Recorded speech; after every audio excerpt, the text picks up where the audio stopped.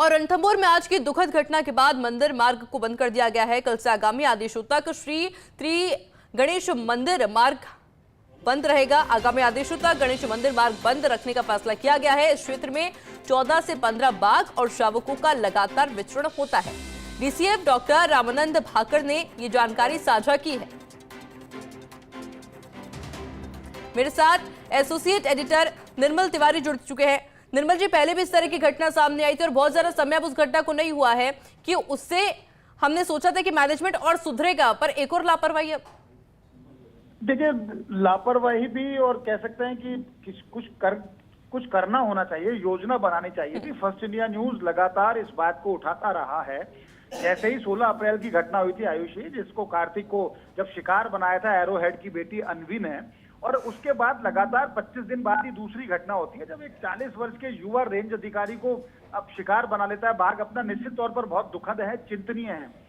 खास बात देखिए कि जोन 1 से लेकर 5 तक 50-60 हेक्टेयर का क्षेत्र है। इसमें 27 बाघों का विचरण है। हम बार बार कहते रहे हैं, और वैसे भी रणथंभौर के अंदर लिंगानुपात भी गड़बड़ा रहा है। नर बाघों की संख्या ज्यादा है, मादा बाघ कम है। लेकिन ये जो घटना घटी है, इसमें लगातार इस बात को बताया जा रहा था, समझाने की कोशिश की जा रही थी कि बाघों की संख्या इस क्षेत्र में बढ़ी है। खासकर मंदिर मार्ग की बात करते हैं, रणथंभौर किले की बात करते हैं, मिश्र दर्रे से लेकर पूरा रणथंभौर किले तक की बात करें तो 20-25 बाघ इधर लगातार घूम रहे हैं। और खासकर एरोहेड की बेटी जो अनवी है, वो लगातार उसने जिस तरह से 16 अप्रैल की घटना है, और उसने भी सिर पकड़ के, बच्चे का जो सिर था कार्तिक का, उसके सिर पर वार करके उसको जंगल में घसीटती ले गई थी। आज की जो घटना है, ये बिल्कुल सिंहद्वार से जोगी महल की तरफ जो रास्ता बाएं तरफ कटता है, वहां पर अमित ने उनको छोड़ा था। वो गाड़ी खुद चला रहे थे देवेंद्र चौधरी, वहां से उतरे, उन्होंने गाड़ी वापस अमित के साथ भेज दी और वहां से पैदल ही जाने लगे, क्योंकि यज्ञशाला की तरफ काम हो रहा था। और सामने जो बड़ा गेट जिसको बोला जाता है, बहुत सघन जंगल जहां से शुरू हो जाता है, पर्णिया मोड़ के आसपास की जो पूरी घटना, वहां वो पैदल ही जाने लगे। हालांकि इसमें देखिए, कहीं ना कहीं देवेंद्र को भी इस बात के लिए सावचेत रहना चाहिए था, लेकिन उनकी गलती नहीं है, क्योंकि 3-4 दिन पहले ही उनको अतिरिक्त प्रभार दिया गया था जोगी महल का, तो उन्होंने उसको अमित को छोड़ा और वहां से पैदल ही जाने पड़े। और खास बात देखिए, लापरवाही का आप आलम देखें आयुषी, कि जो यज्ञशाला का जो क्षेत्र है, जहां पता है कि यहाँ एरोहेड और उसके 3 शावक हैं, रिद्धि और उसके 3 शावक हैं, उसके बावजूद खुले में मजदूर काम कर रहे हैं, उनकी सुरक्षा पेट्रोलिंग की कोई व्यवस्था नहीं है।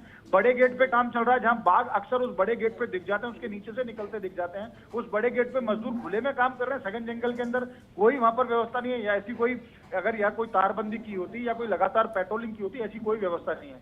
आज की घटना में भी जिस तरह के चश्मदीद बता रहे, उनका कहना यही था कि जब देवेंद्र उतर करके वहां जाने लगे उधर मोड़ पर, शायद नेचर कॉल उनको था तो वो खड़े होकर के वहां जाना चाहते थे। इतना भी सामने जो पेट्रोलिंग की गाड़ी थी, उन्होंने भी उनको सावचेत किया था कि आगे बाघ हैं, आप सतर्कता से जाइए। लेकिन इसी बीच में जो बाघ था उसने हमला कर दिया। हालांकि देखिए, बाघ अभी चिन्हित नहीं हुआ है, क्योंकि वन विभाग ने पुष्टि नहीं की है।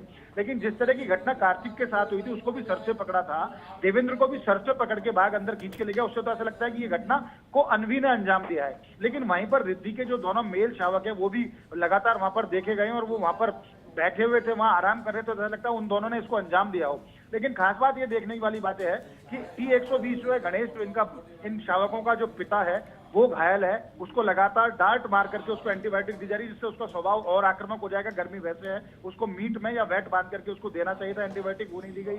अनवी खुद घायल है। अनवी का जो राइट हैंड का जो शोल्डर है, वहां पर मैगेट्स बने हुए घाव है, उसमें वो आक्रामक हो चली है। उसको अपनी माँ, जो एरोहेड जिसके बोन ट्यूमर हो रहा है, जिसकी उम्र भी 14.5-15 साल हो चुकी है, उसका भी पेट पालना होता है, वो उसके लिए लगातार शिकार की कोशिश करती है। लगातार जिप्सियां इतनी नजदीक उनके पास जा रही है, ना तो किल कर पा रहे हैं, ना वहां मैटिंग कर पा रहे हैं दूसरे बाघिन। ऐसे में उनके स्वभाव में बहुत तेजी से बदलाव भी हुआ है, और उसी की वजह से इस घटना को अंजाम दिया गया है। तो निश्चित तौर पर कोशिश ये करनी चाहिए थी कि लगातार देखिए, खास बात ये भी आयुषी, पिछले दिनों वन मंत्री की बात करें या तमाम अफसरों की बात करें, दिल्ली एनटीसीए की बात करें, तमाम अफसर रणथंभौर गए, और इस तरह की घटनाएं हो रही हैं। उसके बावजूद उन्होंने, किसी ने भी इस तरफ कोई ठोस तकनीक मुहैया कराने की बात करते, साधन संसाधन सुरक्षा की बात करते, ऐसी बात नहीं हुई है। मुझे ध्यान है, पिछले दिनों किशोर कुमार को जिस तरह से मारा था, वहां पर खनन माफिया ने उसको हत्या कर दी थी, किशोर कुमार रेंजर की, उसको कुछ नहीं हुआ।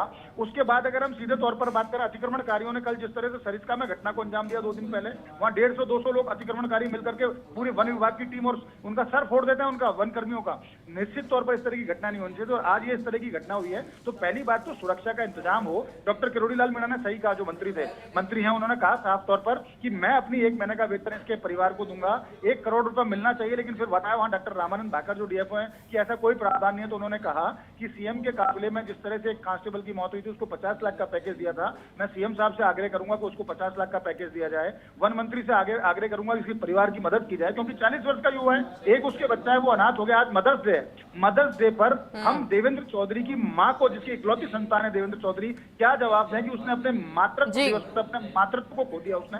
तो निश्चित तौर पर शर्मनाक घटना है, उदासीनता है, लापरवाही है, जिम्मेदारों पर कार्रवाई भी होनी चाहिए।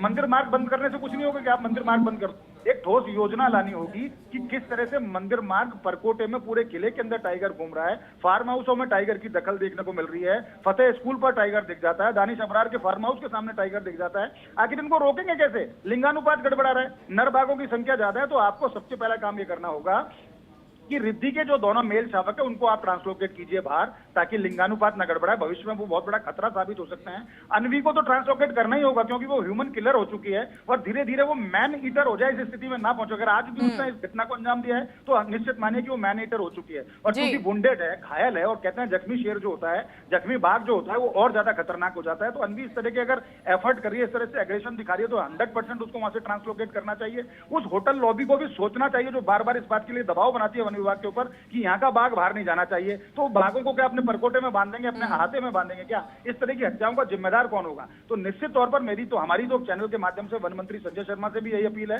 कि वो आगे आए, ठोस रणनीति पर काम करें। खास बात देखिए, पीसीसीएफ हॉफ को माना जाता है कि वन बल प्रमुख हैं, उन्होंने अभी तक इस पूरे मामले में अभी तक ना तो कोई आधिकारिक बयान जारी किया है। मुख्य वन्यजीव प्रतिपालक जो इस पूरे महकमे की जो वन्यजीव किससे जुड़े हुए जो सबसे बड़ी अधिकारी हैं, शिखा मेहरा, उन्होंने अभी तक कोई बयान जारी नहीं किया है। टीसीएफ अनूप केयर वहां पर नहीं थे, वो संभवतः छुट्टियों पर हैं, वो बाहर हैं, लेकिन डीसीएफ रामानंद भाकर ने कुछ भी मीडिया से बोलने से इनकार कर दिया है। तो आप अपनी जिम्मेदारी से बच नहीं सकते, जिम्मेदारी निभानी होगी। आपको पता है बाघों की संख्या बढ़ रही है रणथंभौर में, एग्जॉस्ट पोजीशन पर बाघ है, लिंगानुपात गड़बड़ा रहा है, तो आपको रणथंभौर की जितनी कैरिंग कैपेसिटी है उसके हिसाब से 45 से 50 बाघ होने चाहिए, वहां बाघों की संख्या 77 है। कितने बाघ बढ़ेंगे तो आपको डोनर की पोजीशन में आना चाहिए। आप रामगढ़ विस्तारी भेजिए, आप मुकंदरा भेजिए, आप धौलपुर भेजिए, आप सरिस्का भेजिए, कहीं ना कहीं, लेकिन वहां आपको बाघों को संतुलित करना होगा। आज की घटना निश्चित तौर पर दुखद है, पर जब तक गांव विस्थापन का काम बहुत जरूरी है निर्मल जी कि अब जवाब मांगा जाए और जो अधिकारी वो जवाब दे कि आखिर बैक टू बैक इस तरह की घटना हो क्यों रही है। बहुत बहुत शुक्रिया आपको तमाम जानकारी के लिए।